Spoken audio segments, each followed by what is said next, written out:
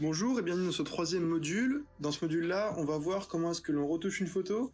Donc l'idée en fait, c'est que vous retouchiez la photo en même temps que moi sur votre ordinateur pour que vous puissiez au final apprendre un petit peu comment est-ce qu'on retouche une photo. Alors ça, c'est la photo originale qui a été prise en octobre. Elle manque vraiment de peps, on s'en rend compte, il n'y a pas beaucoup de contraste au niveau des couleurs. Ça, c'est une version retouchée. Elle est très retouchée, c'est assez poussé. En tout cas, l'idée simplement, c'était que vous puissiez voir comment ça donne un peu plus de peps à une image et comment est-ce qu'on peut arriver à ce rendu-là, que ça vous plaise ou non en fait. L'idée, c'est pas ça, c'est juste que vous appreniez. Alors, on se rend compte que la photo, elle est un petit peu sombre, l'air de rien. Donc, on va un petit peu augmenter l'exposition afin de faire ressortir plus de détails.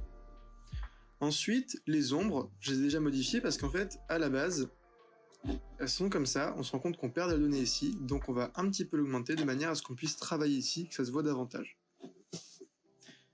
On va passer maintenant au niveau de la balance des blancs. Alors, la photo, on va légèrement diminuer la balance des blancs, parce qu'on est quand même en hiver, tout du moins on y arrive, et on verra ensuite pourquoi est-ce qu'on va l'augmenter au niveau du masque, parce qu'en automne, ça reste quand même des couleurs assez chaudes. Donc tout d'abord, on va légèrement la diminuer, et au niveau des teintes, on va les augmenter un tout petit peu, de manière à ce qu'elles tirent un petit peu vers le orange. Au niveau de la vibrance maintenant, la vibrance, on veut que notre photo soit un petit peu plus Pepsi. Par conséquent, on va augmenter la vibrance jusqu'à la moitié pour que ça tire un petit peu vers le vert. Et la saturation également, puisqu'encore une fois, on veut qu'il y ait davantage de couleurs. Donc au niveau du mélangeur de couleurs, l'idée c'est vraiment de donner l'impression qu'on va être en automne. Par conséquent, il faudra faire ressortir les couleurs de l'automne, qui sont les feuilles mortes, un vert assez prononcé puisque les feuilles sont censées être humides, et des couleurs assez orangées. Donc on va aller au niveau du rouge, qui est la première couleur. On va tirer la teinte vers le violet, de 20 environ.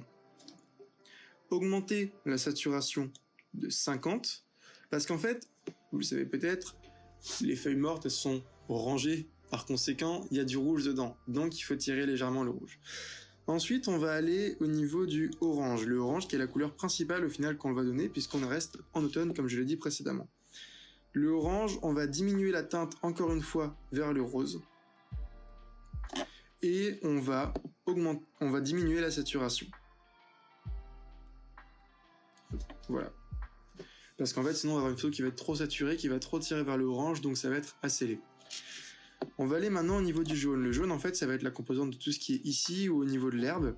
Et le jaune, on va tirer la teinte vers du orange, puisque on souhaite avoir des couleurs qui soient orangées. Donc là, on peut y aller franco, de manière à ce que, comme vous puissiez constater ici, ça tire vraiment vers des couleurs qui sont plus orangées.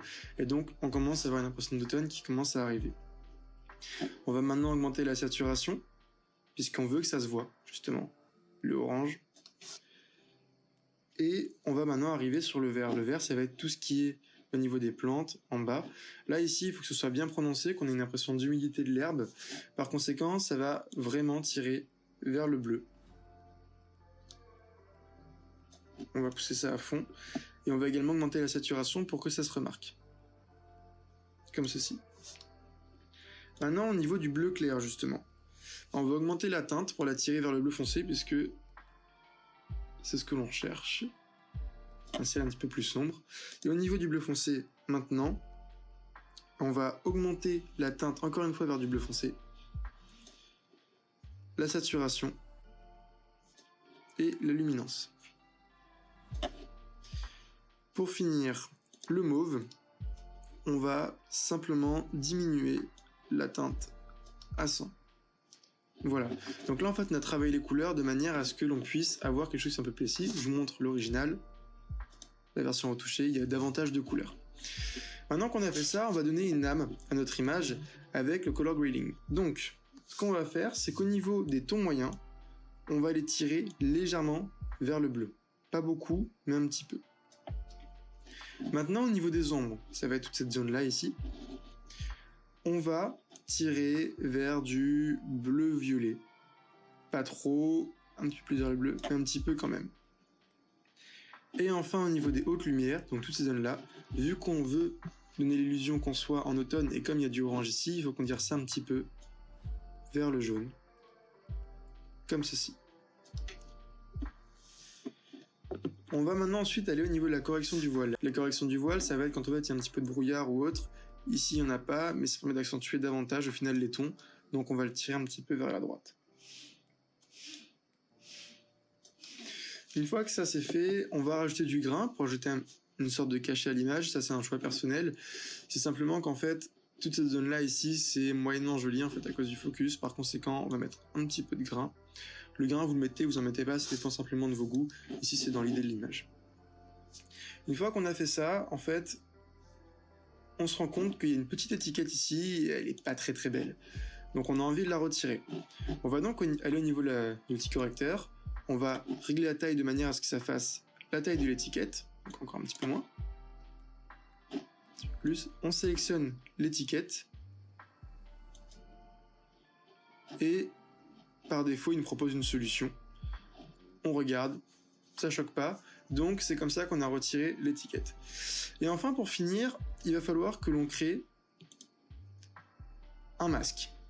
Un masque, et pourquoi? Parce qu'en fait, on veut que le sujet soit mis en valeur, donc il faut légèrement diminuer la saturation d'exposition autour. Par ce conséquent, on va créer un masque radial, qui est le masque rond. On va le créer. On va prendre à peu près les dimensions du sujet. Comme ceci. Et maintenant, on va l'inverser, de manière à ce qu'on retouche uniquement ce qui est autour. Une fois que ça c'est fait, comme je l'ai dit précédemment, on souhaite mettre en avant le sujet, donc créer une vignette. Par conséquent, on va diminuer l'exposition autour du sujet. On va augmenter la zone de non-retouche, de manière à ce que ce ne soit pas trop pris en compte. Et on va augmenter le contraste autour. Pour finir, on va aller au niveau de la température, puisqu'on veut que ce soit un petit peu plus chaud. Et on va la tirer vers la droite. Un petit peu. Comme ceci. Maintenant, on se retrouve à avoir une photo qui est un petit peu trop rosée par rapport à la photo que l'on souhaite obtenir, qui, elle, l'est un petit peu moins. Donc, ce qu'on va faire, c'est qu'on va aller au niveau du rose, on va diminuer la saturation, on se rend compte que ça ne change pas grand-chose. Par conséquent, c'est peut-être au niveau de la teinte qu'il y a un problème. Donc, au niveau de la teinte, on va la diminuer, et là, on se retrouve à avoir une photo qui déjà ressemble beaucoup plus à celle que l'on a ici. Sauf que celle-ci, au final, dans l'ensemble, elle est moins saturée. Donc ça veut dire que la nôtre, elle est un peu trop. De toute façon, ça saute aux yeux, le vert, il fait pas naturel. On va donc légèrement diminuer la saturation. Et encore une fois, le vert est trop saturé. Donc on retourne au niveau du vert, on diminue la saturation. Et là, on se retrouve à avoir une photo qui ressemble de plus en plus, presque pratiquement, à cette image-là. Pour y arriver, se rapprocher un peu moins, on va encore une fois diminuer la vibrance. Et là, on a une image qui est pratiquement similaire à celle qui a été retouchée à la base. On se rend compte que c'est peut-être un petit peu différent. En tout cas, on a réussi à donner à peu près la même âme à l'image. Donc voilà, j'espère que ce tutoriel vous aura aidé. Si vous avez des questions, n'hésitez pas. Et c'est la fin de ce module sur Lightroom. Donc si je résume, Lightroom, c'est un logiciel qui permet de faire des retouches couleurs et de luminosité. C'est sa principale fonction, on peut retirer des objets. Vous ne devez pas oublier que vous pouvez créer des masques, que vous pouvez copier les modifications, et qu'en les copiant, il faut sélectionner les éléments à copier, c'est important.